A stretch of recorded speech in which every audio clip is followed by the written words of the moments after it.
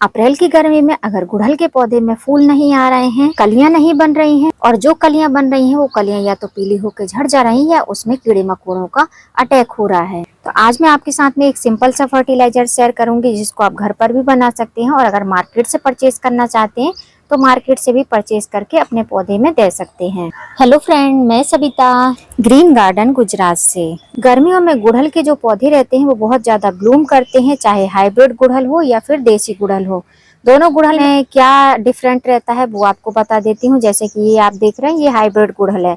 इसके फ्लावर का जो फेस है वो ऊपर के साइड में रहता है और वहीं पर ये वाला जो आप देख रहे हैं ये देसी गुड़हल है। तो इसकी स्टिक लंबी रहती है और इसका जो फेस रहता है ये इस तरीके से नीचे के साइड में लटकते हैं फ्लावर। और दूसरी समानता ये रहती है कि जब कलियां इस तरीके से ओपन नहीं हुई रहती हैं देसी गुड़हल में, तो आपको ऊपर के साइड में इनका फेस दिखेगा और जैसे ही कलियां इस तरीके से कलर दिखाने लगती हैं तब इनका फेस जो है थोड़ा सा नीचे के साइड में हो जाता है। ये जो मैं आपको दिखा रही हूँ ये हाइब्रिड गुड़हल है, ऑरेंज कलर का। तो गुड़हल के पौधे की यही खासियत है कि देसी गुड़हल और हाइब्रिड गुड़हल की जो कलियां रहती हैं वो डिफरेंट डिफरेंट रहती हैं और फ्लावर के साइज भी डिफरेंट रहते हैं और पैटर्न भी डिफरेंट रहते हैं। जैसे कि आप ये हाइब्रिड गुड़हल देखेंगे तो इसमें जो साइड साइड रहता है वो कम कटा रहता है, इसकी जो पेटल रहती है इनमें कट कम रहते हैं। पर आप देसी गुड़हल में देखेंगे तो ये जो पेटल है ये आपको काफी ज्यादा कटी कटी दिखेंगी, फूल के साइज थोड़े से छोटे दिखाई देंगे। अब मेरे गार्डन में आप देखेंगे तो छोटे छोटे से पॉली बैग में लगे हुए प्लांट में भी फ्लावरिंग हो रही है और छोटे छोटे से गमले में लगे हुए पौधे में भी फ्लावरिंग हो रही है। अब पौधे जब गमले में लगे रहते हैं तो उनको हमको पोषक तत्व देने रहते हैं, टाइम टाइम पर पोषक तत्व मिलते रहते हैं, तो सीमित स्पेस होने के कारण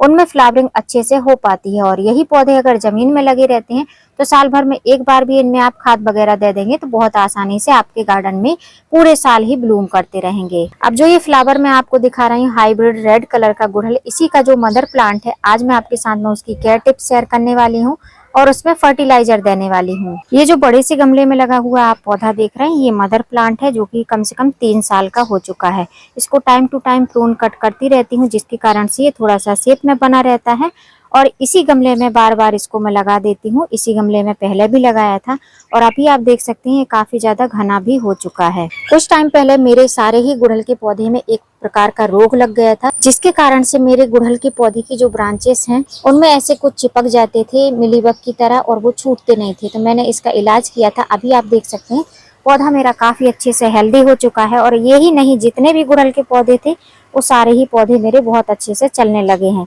अब इस गुड़हल के पौधे में आप देख रहे हैं कलियां बनने लगी हैं। जहां जहां पर न्यू ग्रोथ हो रही है सारे ही ब्रांच में आपको इसमें छोटी छोटी कलियां दिखाई देंगी। अब ये कलियां हमारे पौधे से झड़े नहीं, इसी में अच्छी तरीके से कलियां बड़ी हों और ये फूल बन पाए, इसके लिए हमको इसको पोषक तत्व देने पड़ेंगे। तो इसी पौधे से कटिंग लेकर मैंने दूसरा भी पौधा बनाया था जो कि इस तरीके से ये ग्रो बैग में लगा हुआ है। इसकी हाइट भी मदर प्लांट के बराबर ही है और अभी आप देख सकते हैं इस पौधे में भी कलियां बन रही हैं। यहाँ पर आप देखेंगे तो कुछ कलियां बनी हुई हैं और कुछ फूल भी इसमें रोज एक दो फूल खिलते रहते हैं। अब आप सोच रहे होंगे कि इस वाले पौधे की पत्तियां पीली हैं, तो बहुत सारे लोगों को ऐसा डाउट रहता है कि हमारे पौधे की पत्तियां क्यों पीली हो जा रही हैं। तो जैसे जैसे क्लाइमेट चेंज होता है तो उसकी पौधा भी अपने आप में परिवर्तन लाता है। जब ज्यादा धूप लगने लगती है तो नीचे की पत्तियां पीली होने लगती है, ऊपर की पत्तियों में ग्रोथ हो रही है तो कोई भी प्रॉब्लम नहीं रहती है। अब मेरे पौधे में आप देखेंगे तो इसमें साइन आपको बिल्कुल नहीं दिख रही होगी। उसका रीजन ये है कि मैंने इसमें वाटरिंग नहीं करी है। मैं डेली शाम को इनमें वाटरिंग करती हूँ, तो मैंने कल शाम को वाटरिंग नहीं करी थी क्योंकि आज मुझे दोनों ही पौधे में फर्टिलाइजर देना है। जो लोग भी गुड़हल के पौधा लगाने के शौकीन है उनको एक बात हमेशा याद रखनी चाहिए कि गुड़हल के पौधे को ओपन सनलाइट चाहिए रहती है। अगर आप फुल धूप में रखेंगे तो गुड़हल का पौधा अच्छा है रहेगा और कीड़े मकोड़े भी कम लगेंगे। वैसे तो फुल धूप में भी आप देखेंगे तो यहाँ पर आपको मिलीबग दिखाई देगा। मिलीबग इसलिए लगते हैं जब पौधे एकदम हेल्दी रहते हैं और एकदम ग्रीन रहते हैं तो कीड़े ज्यादा अट्रैक्ट होते हैं, इसलिए जो है इनमें मिलीबग लगते हैं क्योंकि इनको रस चूसने को मिलता है। मिलीबग जब भी लगते हैं तो ऊपर के साइड ही लगते हैं। जैसे आप देख रहे हैं टिप पर ऊपर व्हाइट कलर का एक कीड़ा लगा हुआ है, इसको मिलीबग कहा जाता है। मिलीबग को अगर आप अपने पौधे से हटाना चाहते हैं तो हफ्ते दर हफ्ते मतलब हफ्ते में एक बार आपको नीम ऑयल का स्प्रे करना चाहिए। और यदि नीम ऑयल नहीं है तो हम जो खाने वाला सोडा रहता है किचन में यूज करते हैं उसका भी आप यूज कर सकते हैं। 1 लीटर पानी में ½ टेबल स्पून या उससे भी थोड़ा सा कम डालिए क्योंकि गर्मी काफी ज्यादा है। और शाम के टाइम में अपने सारे ही पौधों में आप इंडोर प्लांट आउटडोर प्लांट सभी में आप इसको स्प्रे कर सकते हैं। जब भी पौधे में फर्टिलाइजर देना है तो मिट्टी की गुड़ाई करना है। गुड़ाई करने के पहले जितनी भी घास वगैरह निकली रहती है उसको आपको हटा लेना है। मैंने घास पहले ही हटा दी है और दोनों गमलों की मैंने घास को हटा दी है, क्योंकि घास काफी ज्यादा थी। मैंने बहुत टाइम से इन पौधों में फर्टिलाइजर नहीं दिया है। तो हम बस अभी इसमें यही एक काम करेंगे कि हम इसकी गुड़ाई करेंगे। मिट्टी की गुड़ाई साइड साइड से करना है, सेंटर में आपको बिल्कुल भी खुरपी को टच नहीं करना है, क्योंकि गर्मियों का टाइम है। थोड़ी भी अगर रूट में डैमेज हो जाएगा, जो मेन ब्रांच रहती है, स्टेम रहती है, उसमें अगर टच हो जाएगा तो फिर पौधा आपका थोड़ा सा शॉक में चला जाएगा। तो इस चीज का ध्यान रखना है। मिट्टी को एकदम भुरभुरा रखना है। हफ्ता 15 दिन में एक बार आपको मिट्टी की गुड़ाई जरूर करनी है। तो पहले मैं अच्छी तरीके से इसको घुमा घुमा के गुड़ाई कर लेती हूँ, फिर मैं आपको दिखाती हूँ। अब जैसे इस गमले की गुड़ाई करी है मिट्टी की, वैसे ही सेकंड वाले की भी कर लेती हूँ, फिर दिखाती हूँ। अब दोनों ही गमले की मैंने बहुत अच्छे से गुड़ाई कर ली है। अब इसमें हम फर्टिलाइजर देंगे। फर्टिलाइजर देने के पहले आपको अपने पौधे को ध्यान से देखना है कि आपके पौधे में किस प्रकार के पोषक तत्व की कमी है। यदि पौधे में न्यू ग्रोथ नहीं हो रही है, पत्तियां ऊपर से न्यू ग्रोथ नहीं निकाल रही, जैसे आप देख सकते हैं मेरे पौधे में आपको ये छोटी छोटी सी ब्रांचेस दिखाई दे रही हैं, पत्तियां दिखाई दे रही हैं। यदि ऐसी पत्तियां आपके पौधे में नहीं है तो सबसे पहले आप अपने पौधे को नाइट्रोजन युक्त फर्टिलाइजर दीजिए।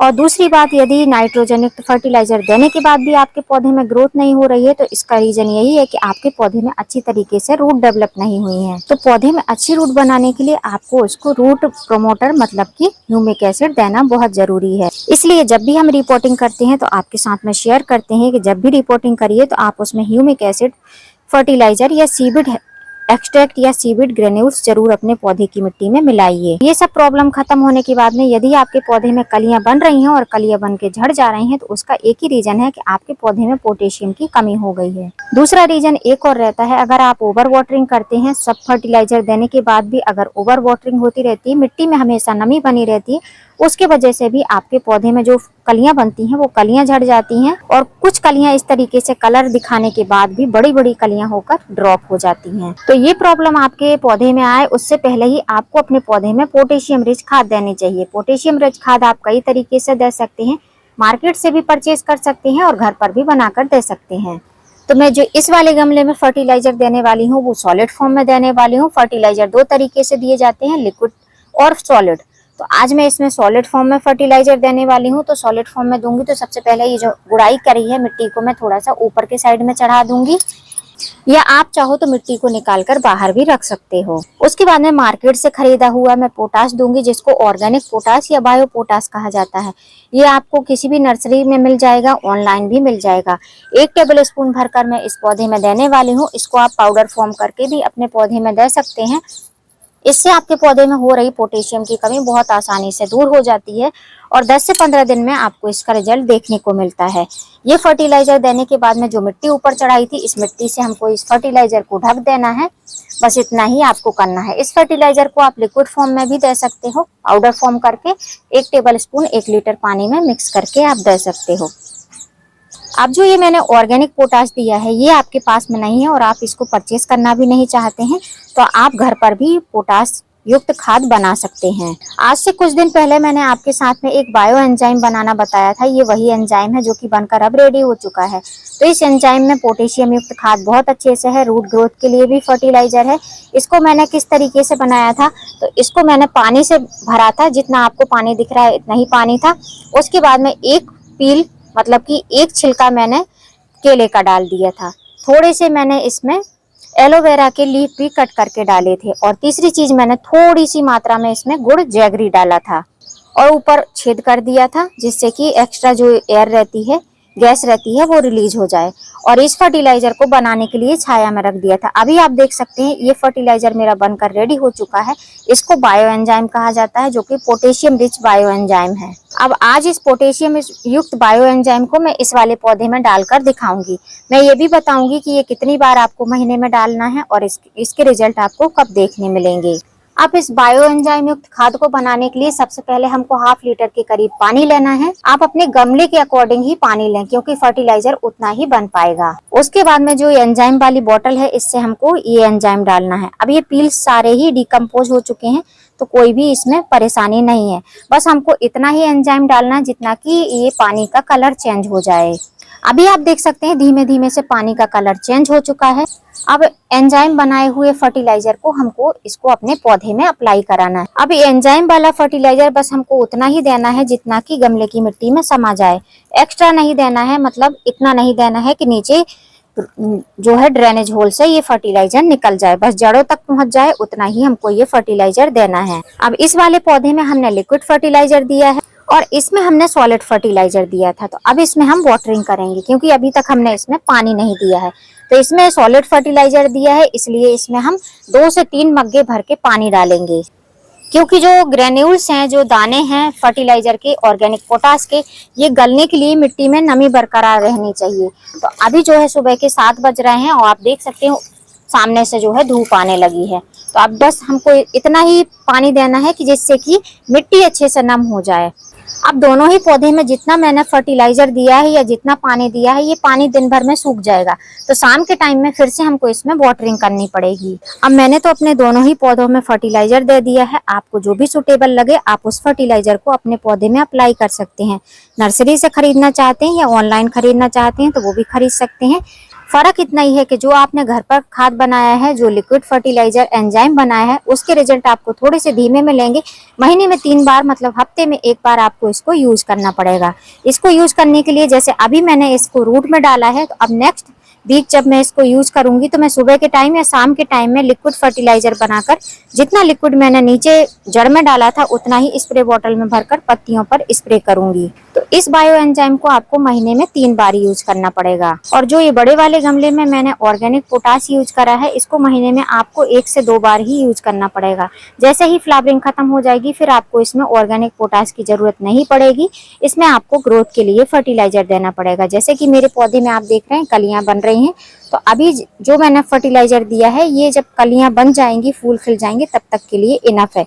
इसके बाद में आपको इसमें ऑर्गेनिक पोटास नहीं देना पड़ेगा। तो जब भी पौधे में फर्टिलाइजर देना है तो आपको देखना है कि पौधे को आपको किस प्रकार के पोषक तत्व की कमी है, तभी आपको इसमें फर्टिलाइजर देना है। तो जिस तरीके से मैंने 2 तरीके के फर्टिलाइजर बताए हैं, एक फ्री का फर्टिलाइजर, एक मार्केट से खरीदा हुआ फर्टिलाइजर, अगर आप देना चाहते हैं तो आप अपने पौधे में दे सकते हैं और अपने गुड़हल के पौधे में ढेरों फूल और कलियां पा सकते हैं। उम्मीद करती हूँ फ्रेंड वीडियो हेल्पफुल रहा होगा। वीडियो यदि अच्छा लगा हो तो वीडियो को लाइक करना, चैनल पे न्यू हो तो चैनल को सब्सक्राइब करना बेल आइकन के साथ। फिर मिलूंगी किसी नई वीडियो में नए टॉपिक के साथ। तब तक के लिए हैप्पी गार्डनिंग।